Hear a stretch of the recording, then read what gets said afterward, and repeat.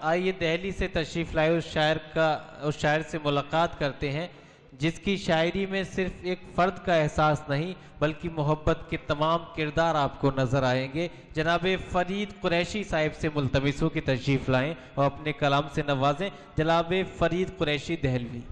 محترم خواتین و حضرات، ہلال صاحب کو مبارکباد۔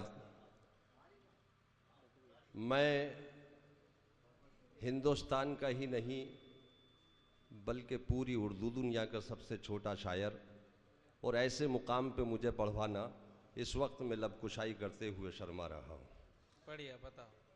دیکھیے حضرات، عبدالحمید طارق بے شک جیسی شخصیت یہاں تشریف رکھتی ہے۔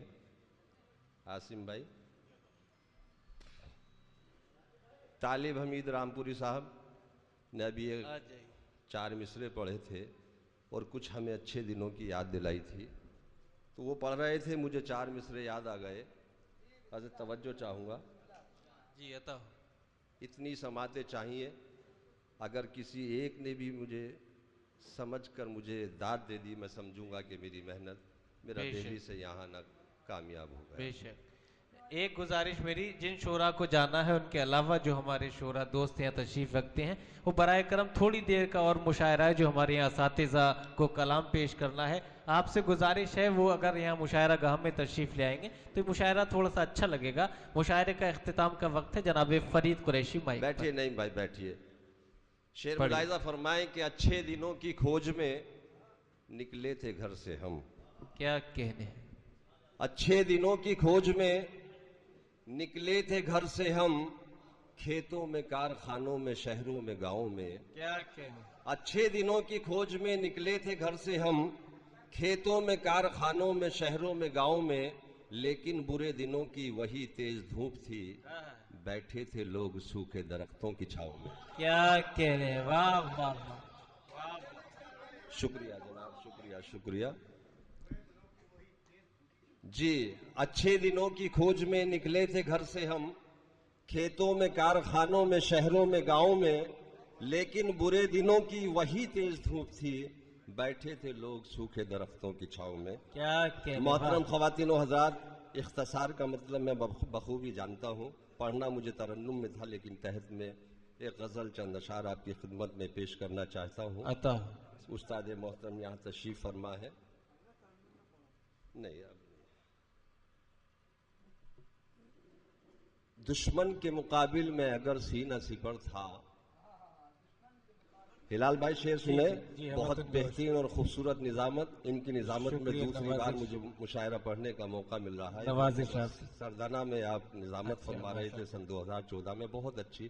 میری بہت ساری دعائیں آپ کے ساتھ ہیں کہ دشمن کے مقابل میں اگر سینہ سپر تھا، ہاں سچ ہے میری ماں کی دعاؤں کا اثر تھا۔ کیا کہنے، واہ واہ واہ واہ واہ واہ واہ واہ۔ دشمن کے مقابل میں اگر سینہ سپر تھا، ہاں سچ ہے میری ماں کی دعاؤں کا اثر تھا۔ اور شعر ملاحظہ فرمائے محترم عتیق الرحمان صاحب کہ دیکھا تو اسے میں نے فقط ایک نظر تھا۔ کیا کہنے، دیکھا تو اسے میں نے فقط ایک نظر تھا، یہ حال تھا دل کا کہ ادھر تھا نہ ادھر تھا۔ واہ واہ واہ واہ واہ واہ واہ واہ واہ۔ دیکھا تو اسے میں نے فقط ایک نظر تھا، یہ حال تھا دل کا کہ ادھر تھا نہ ادھر تھا، اور مصروف بھلانے میں تجھے بھول نہ پاؤں۔ کیا کہنے، حضرت شعر ملاحظہ فرمائے، مصروف بھلانے میں تجھے بھول نہ پاؤں، جادو بھری آنکھوں میں تیری کیسا ہنر تھا۔ جادو بھری آنکھوں میں تیری کیسا ہنر تھا۔ اور جس شعر کے لیے میں نے غزل کہی وہ آپ کی خدمت میں پیش کر رہا ہوں کہ جادو بھری آنکھوں میں تیری کیسا ہنر تھا، اللہ رے اصحاب محمد کی عقیدت، اللہ رے اصحاب محمد کی عقیدت، قرآن سناتا رہا نیزے پہ جو سر تھا، قرآن سناتا رہا نیزے پہ جو سر تھا، اللہ رے اصحاب محمد کی عقیدت، قرآن سناتا رہا نیزے پہ جو سر تھا، اور تکلیف اٹھا کر بھی جو دشمن کو دعا دے۔ حضرت شعر ملاحظہ فرمائے عاصم بھائی کہ تکلیف اٹھا کر بھی جو دشمن کو دعا دے، وہ کیسا بشر کیسا بشر کیسا بشر تھا، وہ کیسا بشر کیسا بشر کیسا بشر تھا، ابھی وہ کیسا بشر تکلیف اٹھا کر بھی جو دشمن کو دعا دے، وہ کیسا بشر کیسا بشر کیسا بشر تھا۔ ابھی حضرت علامہ عبدالحمید طارق صاحب کی دولت قدے پہ ہم گئے تو دیکھا، محسوس ہوا، شرف نان پاروی نے کہا کہ بھئی دیکھو یہ ہے گاؤں کا ماحول، کھلا ہوا ماحول، تو ایک شعر آ گیا، اسی پس منظر میں آپ کی خدمت میں پیش کر رہا ہوں۔ چونکہ ہم دہلی میں رہ رہے ہیں، وہاں کیا ماحول ہے، گاؤں کا ہمارا کیا ماحول۔ حضرت شعر ملاحظہ فرمائے کہ دشمن کے مقابل میں اگر سینہ سپر تھا، ہاں سچ ہے میری ماں کی دعاؤں کا اثر تھا، اور دم گھٹنے لگا اونچے مکانوں میں فرید اب، دم گھٹنے لگا اونچے مکانوں میں فرید اب، تھا کتنا سکون گاؤں میں چھوٹا سا جو گھر تھا، تھا کتنا سکون گاؤں میں چھوٹا سا جو گھر تھا، دم گھٹنے لگا اونچے مکانوں میں فرید اب، تھا کتنا سکون گاؤں میں چھوٹا سا جو گھر تھا۔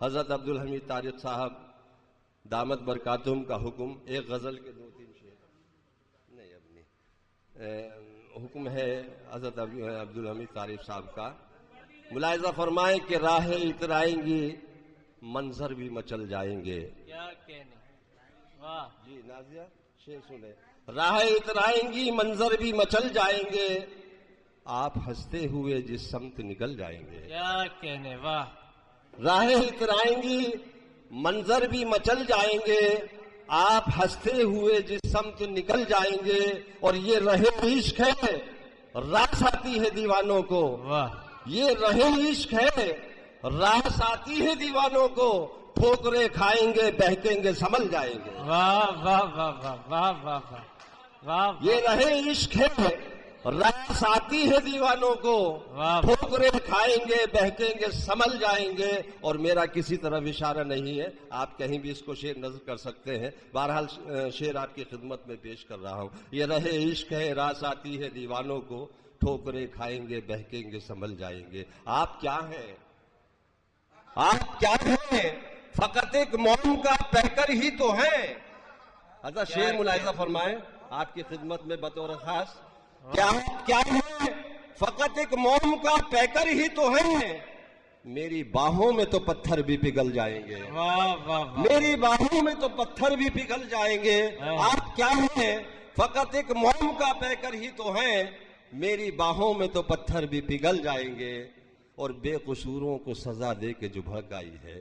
یہ بہت عزیز ہے ہمارے حضرت عبدالحمید طارق صاحب کو شعر، اور اسی شعر کے لیے انہوں نے مجھے حکم دیا تھا کہ بے قصوروں کو سزا دے کے جو بھڑکائی ہے، بے قصوروں کو سزا دے کے جو بھڑکائی ہے، شہر کے شہر اسی آگ میں جل جائیں گے، شہر کے شہر اسی آگ میں جل جائیں گے، بے قصوروں کو سزا دے کے جو بھڑکائی ہے، شہر کے شہر اسی آگ میں جل جائیں گے، اور آبلا پائی کو روتے ہی رہیں گے ہم لوگ۔ عاصم بھائی شعر ملاحظہ فرمائیں، حضرت توجہ چاہوں گا جناب خاص کر، آبلا پائی کو روتے ہی رہیں گے ہم لوگ، قافلے دور بہت دور نکل جائیں گے، قافلے دور بہت دور نکل جائیں گے، راہیں اترائیں گی منظر بھی مچل جائیں گے، آپ ہنستے ہوئے جس سمت نکل جائیں گے۔ شکریہ۔